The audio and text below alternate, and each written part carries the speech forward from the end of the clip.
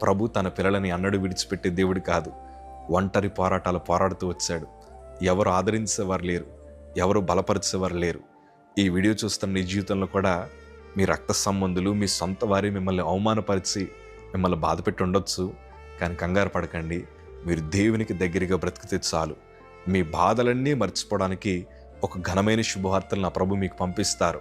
ఆ తర్వాత ఎక్కడైతే శ్రమ అనుభవించామో, ఎక్కడైతే నిందలు అనుభవించామో అదే చోట మీరు అభివృద్ధి పొందేలాగా దేవుడు చేస్తాడు.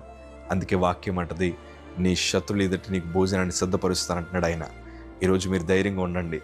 మనకు కలిగిన బాధను బట్టి నేను చచ్చిపోతే బాగుండు, నేను ఎక్కడికన్నా పారిపోతాను, నేను విషం తాగి చచ్చిపోతాను, ఇలాంటి ఆలోచనలు ఏం పెట్టుకోకుండా ప్రభు వైపు చూడండి. మిమ్మల్ని బలపరుస్తాడు. నాకు తెలిసి మీ హృదయంలో చాలా వేదన ఉందని, నేను అదే స్థితి నుండి వచ్చాను. కానీ దేవుని కృప ఈరోజు నేను నిలబడమే కాదు, అనేక మందికి ధైర్యం చెప్పే కృప భాగ్యం దేవుడు అనుగ్రహించాడు. ఎందుకో తెలుసా? అన్ని రోజులు ఒకలా ఉండవు, మారతాయి.